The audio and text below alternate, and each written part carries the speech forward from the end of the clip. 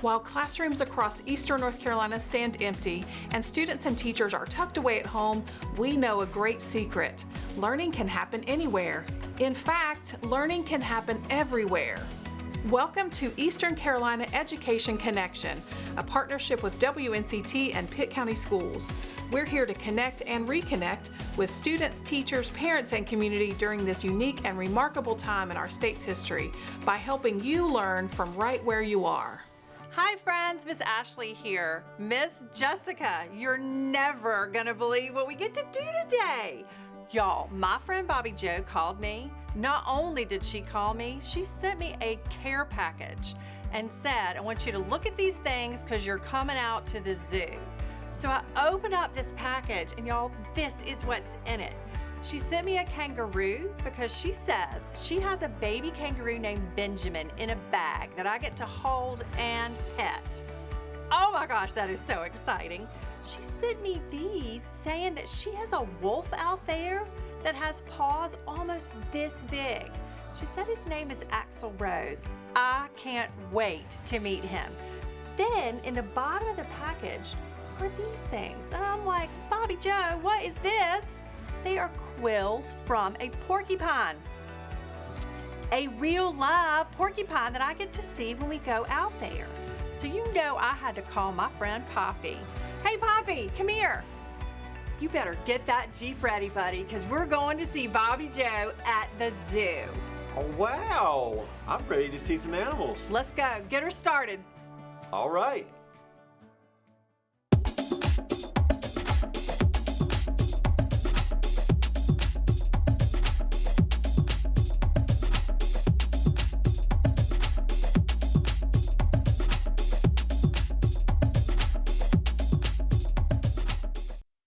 So this is Belt. Belt is a two-toed sloth. These guys, you can find them in Costa Rica. Belt herself, she is a rescue. She's our only wild-caught rescue. Her mom dropped her from a tree when she was a baby, and so that's how we got her, and we've been raising her here ever since. These guys sleep about 18 to 20 hours a day, and then they're only up for a few minutes most of the time just to kind of reposition themselves, and they'll sleep in the same position for 6 to 8 hours easily. They have really, really strong arms. Yeah, so this is Slinky. He's a ferret. So these guys are really awesome. They are in the weasel family.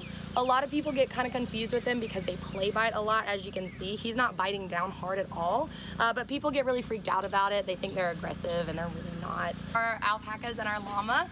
So the one llama that we have is right here. Her name is Lana. You're gonna notice some differences between her and our alpacas. Number one, when she stands up, you'll notice she's quite a bit bigger than everybody else. Other than that, you'll notice her fur is very stringy, whereas theirs is very fluffy. So the alpacas, originally they were bred as meat animals, and then it became more of a fur industry, whereas these guys over here were bred more as work animals. So they have a lot stronger backs. She actually has like a big plate along her back. Hi, baby. So she has a big plate along her back. She's very strong. She can pull things. People can ride her. Whereas these guys, they don't have that really strong back. And they have a lot stronger flocking instinct. So you'll normally see alpacas together like this, whereas llamas, they can kind of do their own thing if they want. Yeah, so he is 5 years old. He is 90% gray wolf, 10% Alaskan Malamute. When we got him, he was about 2 years old. And Bobby Joe, to let him kind of know that we were a part of the pack and that like he was welcome into our pack, she actually let him live in the house for about 6 months. He slept in the bed with her. He was in there with the wallabies and the birds and the kids running around. We never had a single issue with him hurting anybody because he's such a sweet boy. These are our African crested porcupines. This is actually one of their quills. These guys are super cool, but also a little bit deadly if you're not careful. So they are known to kill lions in the wild. They're able to do that because if they just flare up, some of their spikes are actually up to 1.5 feet, some 2 feet long. And that is long enough to pierce vital organs if something pounces on them. So they don't go looking for a fight, but when a fight comes to them, they got no problem taking it on. They're also really awesome because they are monogamous. So that is Spike, the one you see in front, and then laying down behind in the back, that is Sequilla. Those are a partnership, like we do not separate those guys. And then the one in the middle who's a little bit smaller, that's actually their baby, Stella. So they do have one baby at a time. and they're very protective over their baby when she comes. They're also the 3rd largest rodent in the world, and they're almost entirely blind. They go mainly off of their sense of smell. Oh, you're darling. What is Katie? Katie is a Coatimundi. So she is pretty much like a South American raccoon. And she is you're gonna see her like scratch on me a lot. What she's actually trying to do is groom me for like bugs and stuff like that, because she does the same thing to her. Right? Yep. She'll also spit food out in her tail and like let it dry, which is kind of gross, but then you'll see her go back later and like scratch it out. Yep, she'll save it for a little snack later. She is another one of our rescues, so that's why I sat down instead of going to pick her up. She's really uncomfortable being picked up, but if you just like sit down with her, she'll crawl right in your lap. Her favorite foods are like raw eggs and applesauce. Really? You just hand her the whole egg in the shell and she'll crack it open and just like lap it out like it's a little like slushy. And then her applesauce, she loves applesauce. That's how I won her over, because I brought her applesauce every day. And now she's my little friend. What would she normally eat? So in the wild, they'll eat fruits, veggies, stuff like that, but they'll eat a lot of bugs. She also does like to eat meat, so she'll eat birds. She's very agile. Actually, when birds get in here, we just kind of let her do her thing, because it is natural for her. And she'll climb up the side of the fencing and like jump off, and she will catch them midair. She's really agile. This is Slash. He is an African serval. He is full grown, so a lot of people think that he's a baby still, but he's actually coming up on 5 years old, so he is as big as he's gonna get. The best way to explain them is they're kind of like small cheetahs. They do run about 55 miles an hour, so about as fast as a car is on the highway. So they're pretty awesome. They also have one of the longest leg to body ratios of any big cat, which makes them amazing jumpers. So if you see him jump up on anything, it's just effortless. He gets up there like it's absolutely nothing. So Slash is kind of a special case. He was a rescue, and his owners were not bad owners. They just kind of got in over their head.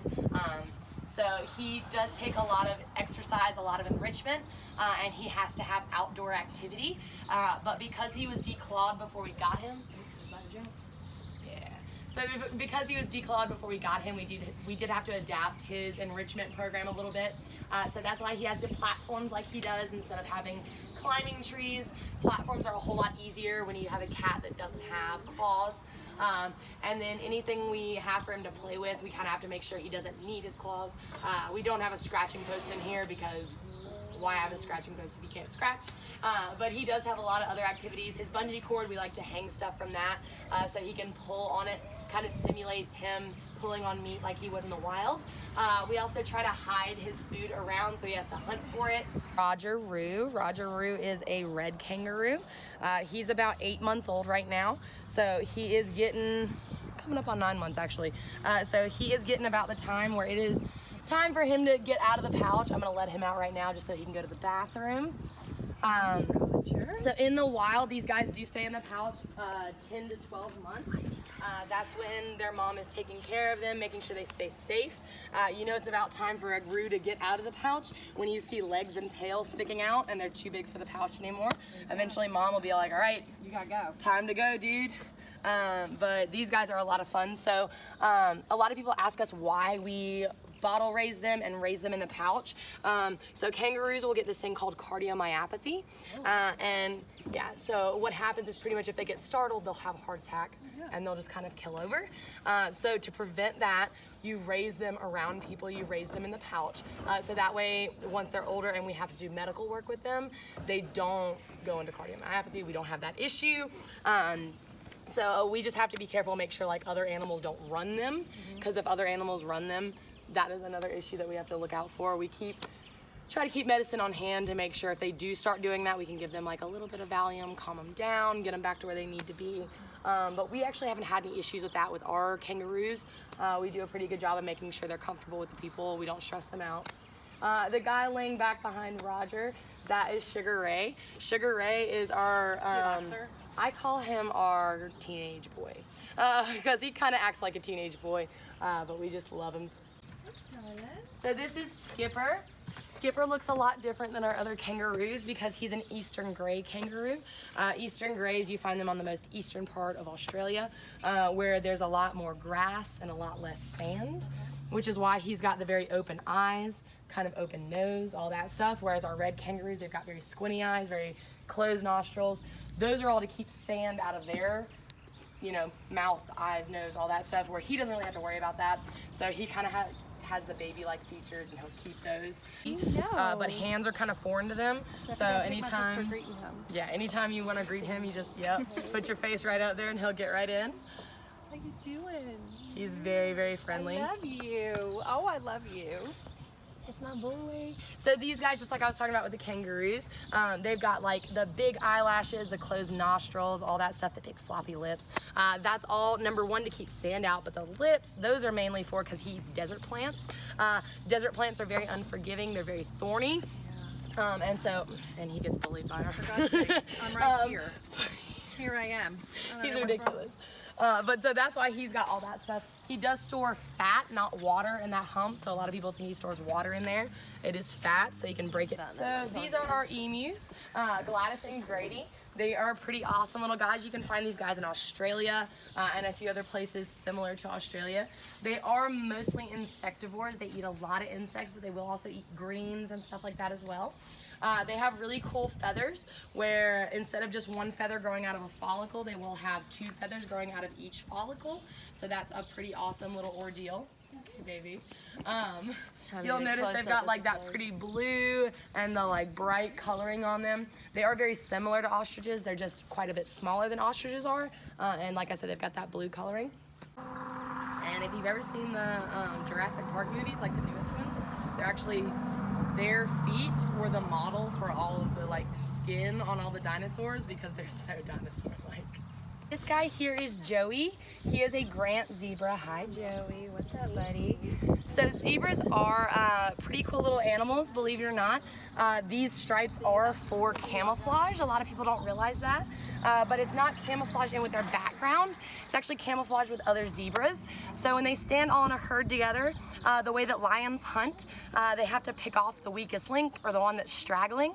And it's really hard for a lion to tell where one zebra begins and one ends when there's just a whole bunch of stripes in this big sea of zebras. So that's one of their big defense mechanisms. And they are pretty fantastic little guys. So Coco is an umbrella cockatoo. There we go. Thank you for doing that right on cue. That is the umbrella for the umbrella cockatoo. So Coco is about 7 years old. She is obviously a female. She's got the brown eyes that, that surround her people. The males actually have black eyes, whereas the females have brown. They all have the beautiful yellow under their wings and their tail feathers. Yeah, this is Dolce. She is a black and white Argentine tegu, and I probably have dirt all over me right now because I cuddle with her. And these guys are burrowing lizards, so they like to dig in the dirt a lot. So these guys are a lot like Nile monitors. They can whip people with their tail. They have a very long tail. It's very hard. So it does hurt when they smack you with the tail. The females normally get around 4 feet long. The males can get up to 5 feet long. And they do have very strong jaws, so when she does get defensive and she flares up, all of this stuff flares up. So it looks kind of just like chunky stuff right now, but it's actually a lot of muscle. And their whole body is actually pretty much muscle. They do store fat in their tail, so if they kind of run out of food, then they can do that. As you can see, she has a nice thick tail, so that is a good sign. We want her to have that. And the really puffy cheeks. She does sniff things with her tongue, so that's why you see her kind of flicking her tongue out like a snake would. She's tasting the air. So this is Ronnie Dunn. He's one of the Brooks and Dunn brothers. No, but we just pulled them yesterday. The other one is in there. He's one of the more lighter colors. The Patagonia Maras are the 4th largest rodents in the entire world. So they are part of the rodent family, the cavy family more specifically, but they're actually not considered cavies. Cavies are more of like the guinea pig side. But if you do a close-up on their face, you can really see that rodent look in their face. They have really big teeth, do some serious squeaking. Right now we're doing bottle feeding, and it's day 2 of bottle feeding. So we're getting there, not quite, but we're getting there. This one actually is getting used to the bottle quicker than his buddy over there. So, Oh, this is Benjamin. He's a Bennett Wallaby. He's about almost 4 months old. Okay. The Bennett Wallabies are much smaller than the kangaroos. They're like the cousin to the kangaroo. He'll only be about 2 foot tall, where those red kangaroos will be over 6 foot tall. Wow. Looks like Benjamin loves that pouch. He loves the pouch. The whole first year they're in the pouch.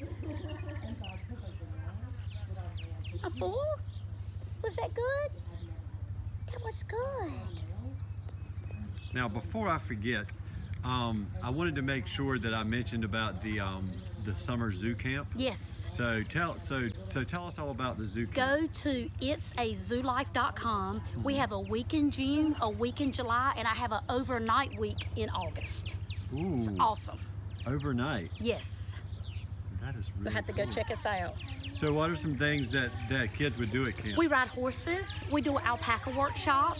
We learn about all the animals. We do crafts and music.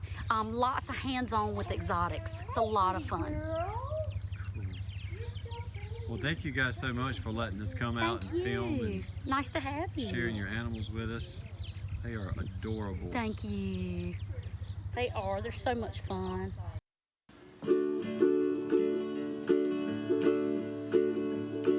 We're going to the zoo, zoo, zoo. How about you, you, you? You can come too, too, too. We're going to the zoo, zoo, zoo.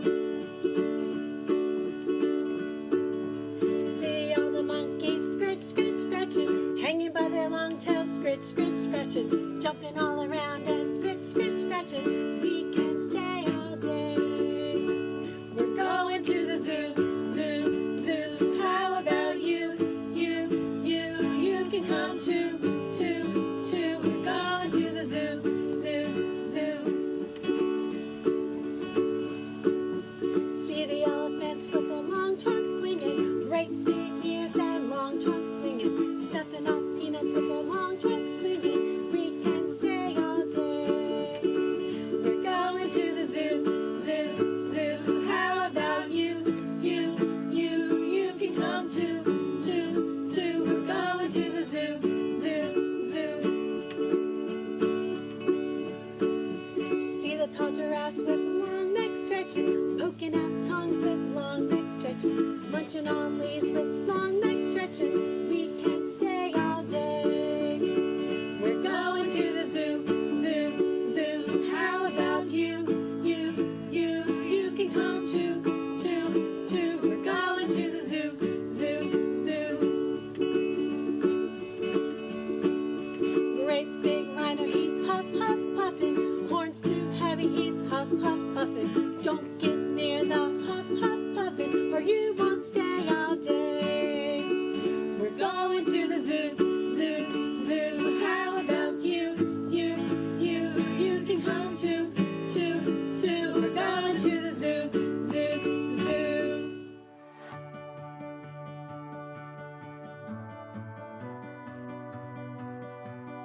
What an amazing adventure. I hope you had as much fun as we did. I got home and I was thinking about Spike the porcupine, and I remembered this book that I have called Little Prickles. This book was actually written by some 7th graders, so I was thinking anybody can be an author. You don't have to be a certain age. You can be an author whenever you want to be one. Let's just take a look at Little Prickles, because he used his quills, and I don't know if you remember seeing the quills that Spike had, but they were amazing. Let's see if they can help him maybe find out how to be a good friend and how to see what's special in other people.